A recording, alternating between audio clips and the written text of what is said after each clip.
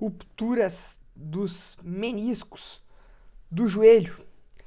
Primeira coisa, vamos entender o que é essa estrutura fibrocartilaginosa, que a gente tem duas na região do platô tibial.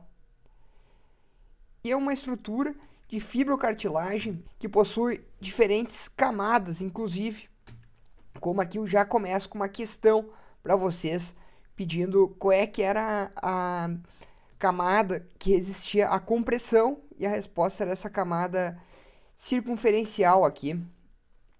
Dos livros das 1000 questões da prova de título, aqui a gente vê essas fibras circunferenciais, então a gente já sabe que isso resiste à compressão, né? Essa é uma articulação de carga femorotibial. E esse menisco a gente tem o medial, que ele tem um formato de C, e o lateral, que ele tem um formato de O. Esses meniscos, eles têm algumas particularidades. O medial, ele é mais fixo, mais aderido, inclusive a gente vê que ele está grudado aqui numa parte do ligamento colateral medial. Já o ligamento colateral lateral não está no menisco lateral. Além disso, a gente tem sabe que o lateral é um pouquinho mais, possui uma altura, ele é um pouquinho mais grosso, o lateral. Além disso, o lateral ele tem, na verdade, o tendão do poplíteo, que possui relação com esse menisco lateral, que faz, inclusive, que ele seja mais móvel. A gente nota, além disso, vendo os meniscos, que eles têm esse formato de C, e é importante saber que eles são fixados aqui na periferia pelos ligamentos coronários.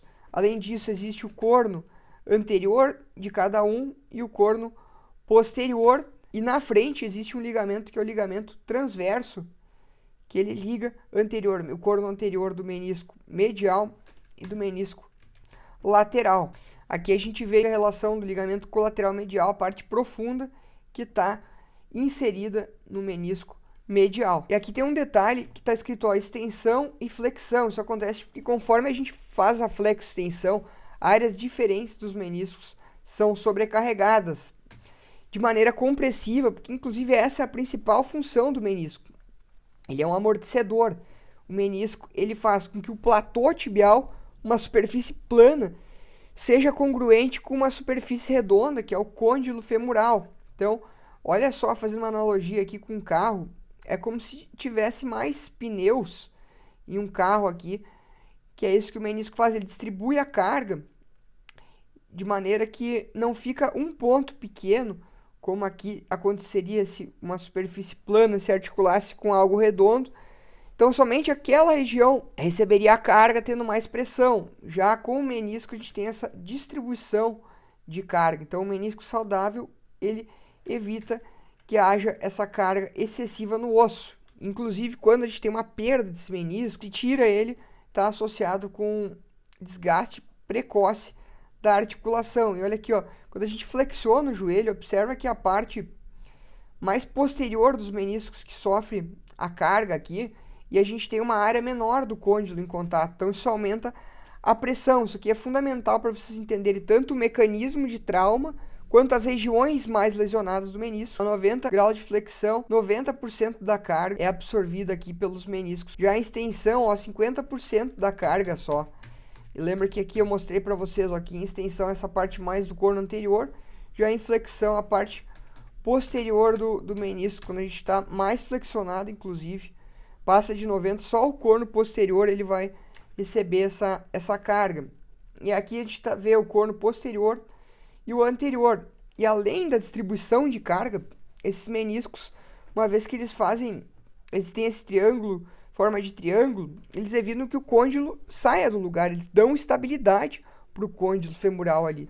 Inclusive, o corno posterior do menisco medial, olha, isso aqui é muito importante, ele é o restritor secundário da translação anterior da tíbia sobre o fêmur. É isso que essa imagem está mostrando aqui, ó. Então, quando tem um cruzado anterior rompido, quem vai evitar que a tíbia venha para anterior é esse menisco medial, corno posterior. Inclusive, ele é um local frequente de lesões crônicas degenerativas, porque se não tem o cruzado, essa carga vai progressivamente gastando esse menisco, que evita aqui essa translação anterior. Mas vamos ver como é que rompe de fato isso aqui de uma maneira aguda.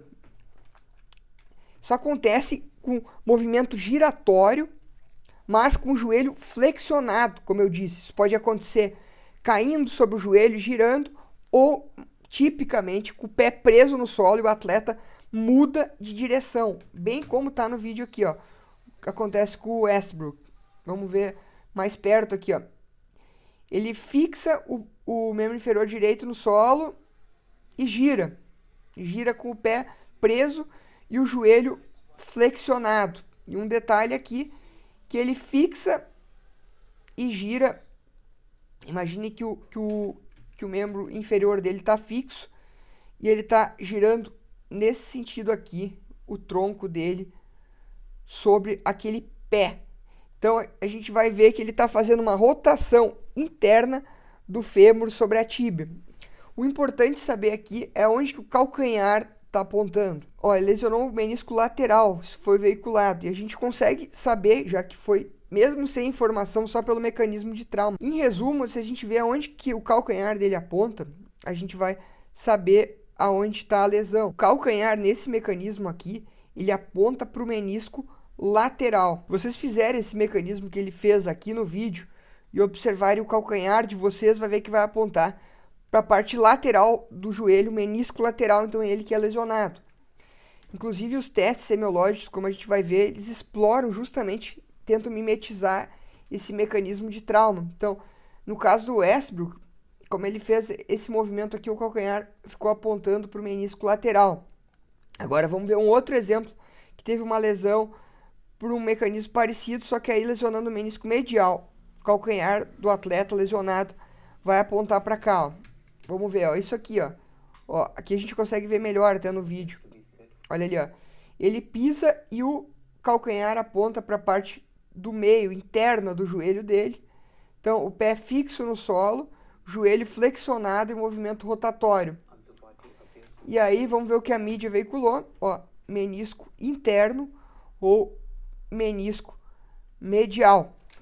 E aí, para diagnosticar pelo exame físico, a gente vai justamente reproduzir esse mecanismo. O teste mais conhecido, mais usado, é o teste McMurray, onde se faz flexo-extensão. Pode palpar a interlinha para sensibilizar e fazendo a flexo-extensão se faz a rotação interna e externa. E aí, vamos dizer que ele fez aqui uma rotação interna da tíbia sobre o fêmur, vai apontar o calcanhar para o menisco lateral. Se tiver dor fazendo essa flexo-extensão com a rotação interna, indica positivo para lesão de menisco lateral. E o contrário para menisco medial. Aí, ó, o teste de Appler, a gente faz uma carga compressiva, fazendo aquele mesmo giro, segue a mesma lógica. Aí, quando tu retira a carga, tende a diminuir a dor, porque tu tirou aquela carga compressiva no menisco.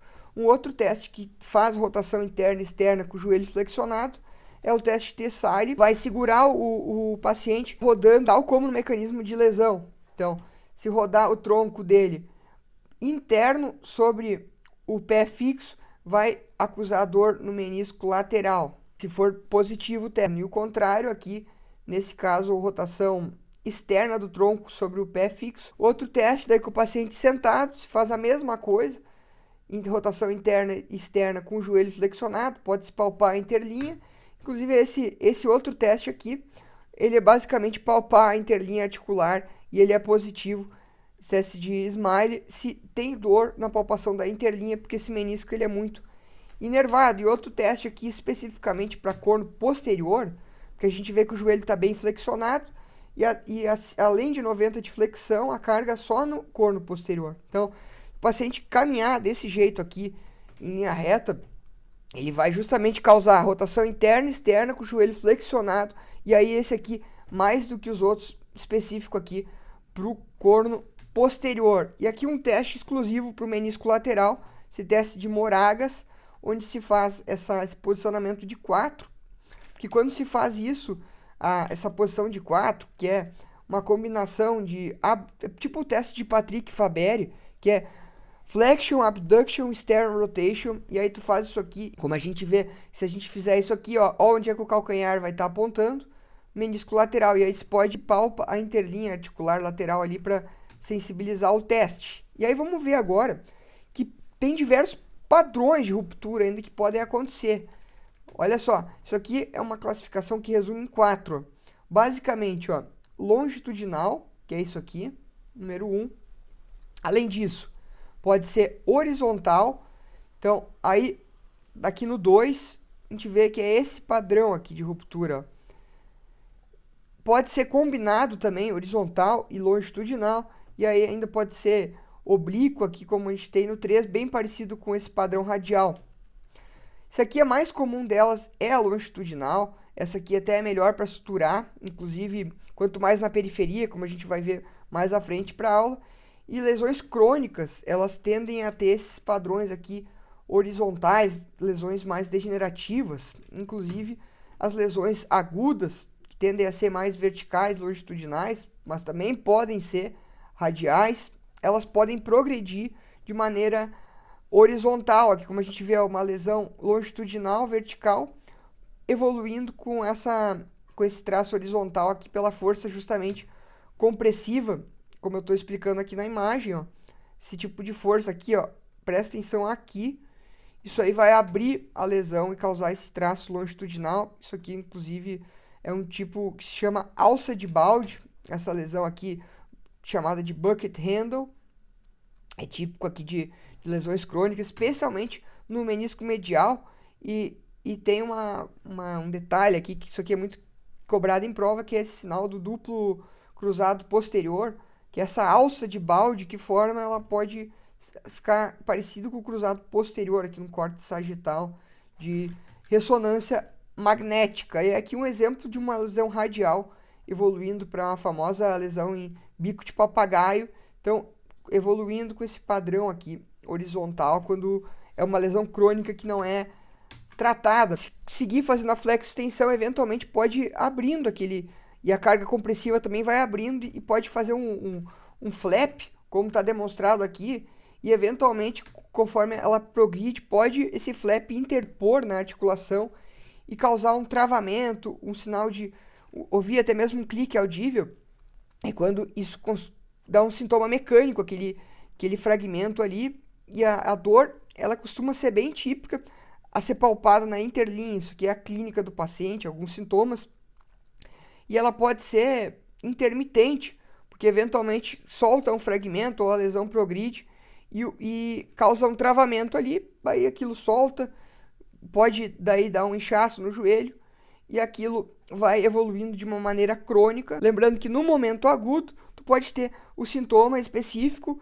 mas aquela lesão aguda pode progredir. E além disso, pode surgir uma lesão também de uma maneira crônica degenerativa, que aí é mais típico de pacientes mais velhos, que é ao contrário do protótipo de atletas, aí pacientes mais jovens com um movimento brusco, agudo, que pode evoluir dessa maneira que eu expliquei aqui, está descrito aqui na imagem. E além dessas rupturas, também tem algumas outras patologias de menisco, como essa aqui, ó, um menisco discoide que acabou se rompendo. Vamos ver o que é esse menisco discoide. O menisco discoide é alteração na formação, problema relacionado à embriologia, que acontece geralmente no menisco lateral, que ele pode ficar mais grosso, com mais tecido ali, inclusive pode ser de maneira completa aqui, como a gente está vendo, ou pode ser de maneira parcial. Tem diferentes classificações, inclusive referente ao quanto que ele cobre ali, se ele é completo, parcial e até mesmo relacionado à questão do quanto que ele está fixo ali, que ele pode ser instável. E o que costuma dar? Isso aí pode dar sintomas como dor, geralmente no início da adolescência, na parte da adolescência, com dor, clique e travamento mecânico por causa disso. Aqui existe essa classificação aqui que mostra diferentes tipos referente à estabilidade daquele menisco ali. E um adendo aqui correlacionando com a anatomia é referente a esses ligamentos menisco-femorais.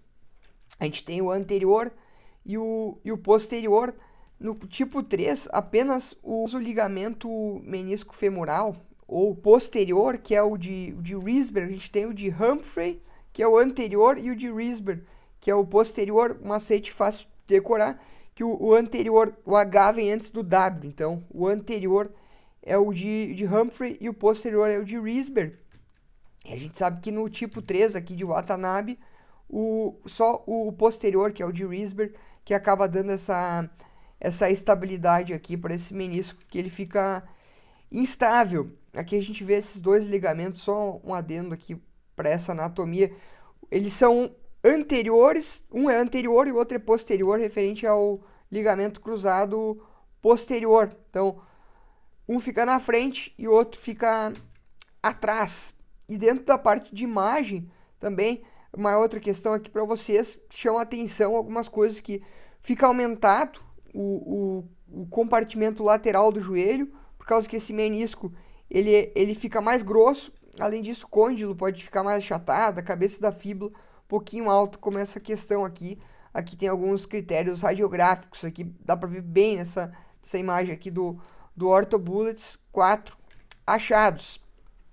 Alterações aqui de ressonância magnética também referente a essa patologia. E como é que se trata isso?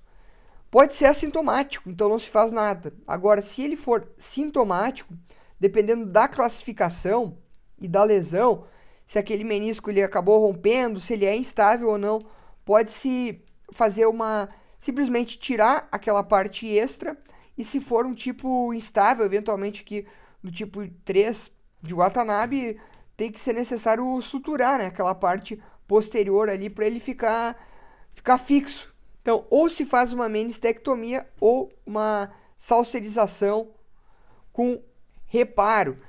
E o prognóstico, isso aqui é muito bom, desde que não se tire tudo. Então, não pode tirar mais esse menisco, porque a gente viu que o menisco ele tem associação com a preservação da cartilagem. Então, o que se sabe é que esses que não têm resultado favorável aqui é quando se tira muito, aí um risco aumentado de degeneração daquela cartilagem.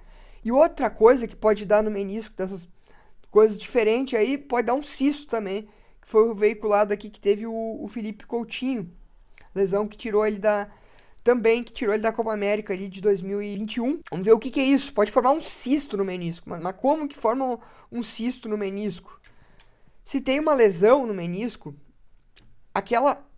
o líquido sinovial que está na articulação pode sair por dentro do menisco e formar um cisto, que pode ser dentro do menisco ou na periferia, ou pode eventualmente sair para fora do menisco. Ele é o parameniscal, ou ele é um intrameniscal, ou perimeniscal. Esse aqui é um mecanismo. Tem uma ruptura, aqui é um exemplo de uma ruptura, e aí por dentro dessa ruptura aqui, o líquido sinovial vai fazendo pressão até que ele chega na parte externa e forma um cisto. E o tipo mais comum para formar isso são esses tipos horizontais aqui, como comentário da questão das 1000 questões de ortopedia, porque obviamente horizontal vai formar uma passagem reta aqui para esse líquido sinovial aqui, formar um cisto na periferia. Aqui são os dois tipos. Vamos começar falando desse perimeniscal aqui, exemplificado nessa imagem. Esses cistos, eles geralmente estão no menisco lateral, conforme traz aqui um trecho do moquinho, até 9 vezes mais comuns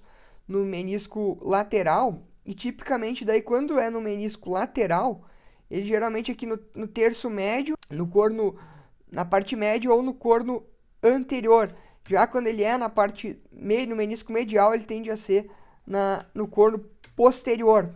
O Coutinho teve aqui no menisco lateral, que é até 9 vezes mais comum. Lembrando, as lesões horizontais, porque formam um caminho reto para o líquido sinovial, são as mais comuns associadas com esses cistos. E uma outra questão aqui também, ó, onde que é mais frequentemente o cisto? Olha aqui, ó, lateral e anteriormente ao ligamento colateral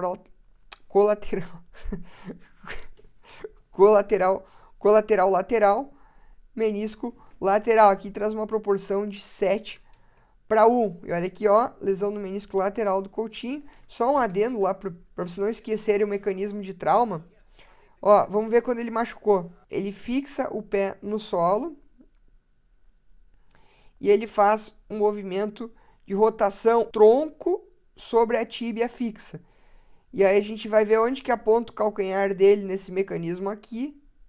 Tá apontando o calcanhar pro menisco lateral, que é onde ele teve essa lesão. Então, lembre daquele mecanismo para vocês. Se for lembrar de uma coisa da aula, mecanismo de trauma e o diagnóstico calcanhar aponta para o lado da lesão. Voltando aqui agora, vamos falar desse outro tipo de lesão no menisco, que é esse que é onde extravasa para fora. E olha aqui, tem uma coisa que é um exemplo clássico disso aqui, que é o cisto de Baker. O cisto de Baker famoso é um tipo de lesão onde extravasa o líquido sinovial de um cisto meniscal. Esse cisto de Baker geralmente extravasa na região do corno posterior, e ali tem uma bursa, inclusive, que é essa bursa submembranosa, que fica nessa região, ela tem comunicação com a cápsula articular.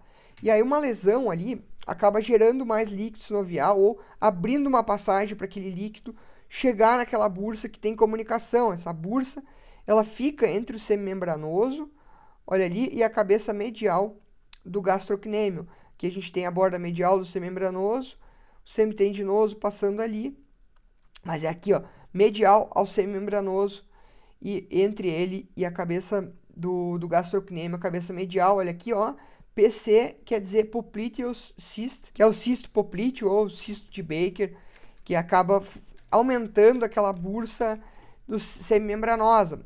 Isso aí geralmente está associado com uma patologia, então, intraarticular, né?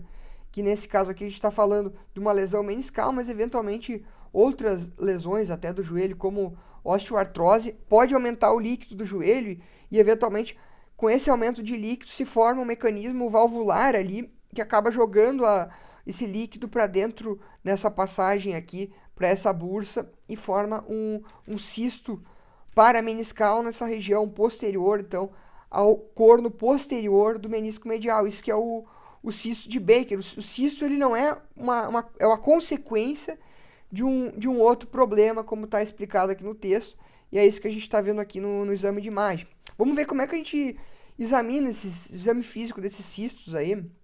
Ele pode ser palpável, olha aqui, ó, em até 15% dos cistos a gente consegue palpar, e existe o sinal de Pisani, que diz que durante a flexão, esse cisto ele some, diminui o tamanho, e na extensão, o cisto ele aumenta. Além disso, desse sinal de Pisani, foi estudado e se verificou posteriormente que com a rotação externa, esse cisto ele fica mais proeminente ainda. Então, extensão e rotação externa pode ser facilmente palpável, e aí você pode fazer diferenciação de outras massas, e um método é a transiluminação, que aí se tiver líquido dentro, né, líquido sinovial, se verifica aqui, bem como se faz aqui para ver se é hidrocele ou uma hérnia nos testículos, se coloca a luz e se fica desse jeito, quer dizer que é o líquido sinovial do caso do cisto, de um cisto sinovial. E no cisto de Baker ele é muito visível também na região posterior e com extensão. E no caso do cisto de Baker existe o sinal de Fuscher, que basicamente é outro nome para dizer que quando se faz a extensão, o líquido tende a ir para aquela região e ficar palpável. E esse cisto ele eventualmente pode romper, inclusive, da dor posterior, pode até ser um diagnóstico diferencial de trombose, pode formar equimose na região posterior ali, então tem que ficar atento a esse cisto de Baker, mas que na verdade ele é uma consequência de outra situação. E aí pode ser tratado cirurgicamente, como aqui demonstrado de uma maneira artroscópica, mas esse cisto ele não vai, ó, se a gente vê qualquer método aqui, ó, os outcomes, eles vão ser ruins se não é tratado a causa de base, porque o cisto ele é só uma consequência de outra coisa. Então, pode ser feito de maneira artroscópica, pode até mesmo ser corrigido de maneira aberta, como a gente está vendo aqui nesse procedimento, mas ele vai levar à recorrência se não for tratada a outra causa, a ruptura do menisco ou o problema de base naquele joelho ali. Mas, então, via de regra, o tratamento é conservador e o foco em corrigir a causa de base. O mesmo vale para esses cistos intrameniscais ou perimeniscais, que foi o caso do Coutinho. Então, ele foi submetido a uma artroscopia para tratar a lesão do menisco. O cisto dele era uma consequência, e aí se utiliza o melhor método para tratar aquela lesão meniscal. Então, vamos falar agora das lesões de menisco. Então, ele pode ser tratado conservador e pode eventualmente até regenerar o menisco de forma conservadora, só que ele tem que ser na periferia, que é a parte mais vascular que a gente vai ver agora essa anatomia, ou ele pode ser tratado de maneira cirúrgica, e a parte cirúrgica daí ou se arranca fora aquele menisco,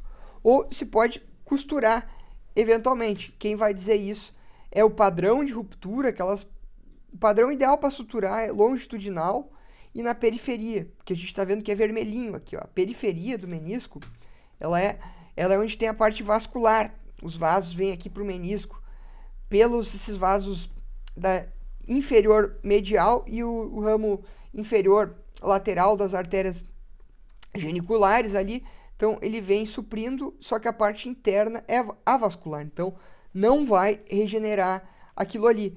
Um exemplo prático desses procedimentos, o Eto'o, em 2006, ele teve uma lesão de menisco, e aí foi escolhido fazer o reparo para preservar a vida desse joelho dele. Foi feita então uma sutura, e ao invés de uma menistectomia. A consequência é que ele preservou a carreira dele, depois ele seguiu jogando, foi multicampeão em diferentes clubes, mas a consequência ele teve um tempo mais longo de recuperação e ele não jogou naquele jogo que o Internacional foi campeão mundial. Então esse às vezes é o questionamento no esporte. Volta antes ou tenta preservar a articulação. Inclusive naquele jogo, ó, o Messi também não jogou, que ele teve uma fratura do quinto metatarso, falado aqui no curso também. E outro atacante lá, o Saviola, também não jogou, porque teve uma ruptura músculo da coxa esquerda, lesão também abordada aqui no curso. E indo para a parte cirúrgica, então, se vai optar por fazer uma sutura, existem diferentes métodos.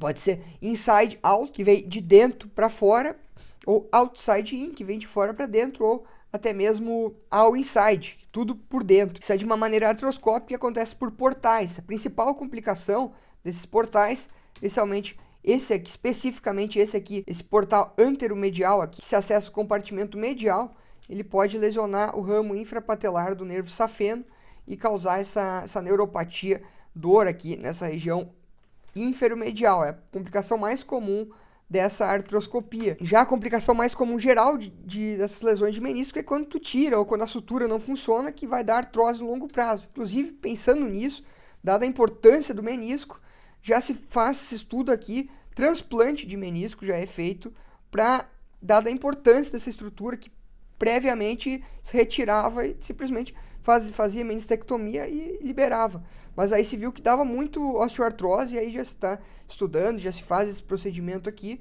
com transplante de menisco de cadáver, como está veiculado aqui no OrthoBullets. Uma take-home message final aqui, então, lesão pode ser aguda, movimento rotatório em jovens atletas ou em pacientes mais idosos, degenerativa, que acabou 3 vezes a bateria, agora vamos terminar aqui o take-home message, então.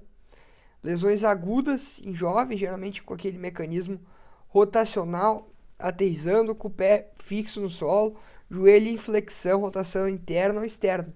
Aí já ruptura em pacientes mais velhos, degenerativa, por causa de cargas compressivas, daí tipicamente aquele padrão de rupturas horizontais. Lembrando que essas lesões aqui, elas podem estar associadas com outras lesões, especificamente que eu chamo a atenção para lesão de cruzado. No caso, lesões agudas de cruzado, lembrar mais comumente o menisco lateral. Já lesões crônicas de cruzado, mais comum o menisco medial, especificamente o corno posterior. Lembrando que, no total, as do menisco medial elas são mais comuns, porque o menisco ele é menos móvel, ele é em formato de C, não é aquele formato em O que nem o outro. Ele não é tão espesso. Além disso, da parte clínica aqui, travamento é clássico dessa lesão, eventualmente quando interpõe, dor na interlinha articular, e pode ser uma dor que ela vem e vai, um travamento que vem e vai, ao passo que vai progredindo a lesão. Aqueles testes especiais, o mais conhecido, o teste de McMurray, a parte de ressonância é o padrão ouro para a gente avaliar essas lesões meniscais, e além disso pode ter aquele sinal do duplo PCL naquela ruptura de alça de balde que é típica do medial. Daí o tratamento depende da zona, da localização, do tipo de célula longitudinal e periferia ideal para suturar. Agora, lesões mais radiais, mais mediais, cairia dentro da menistectomia. E em grandes centros já está se fazendo transplante meniscal.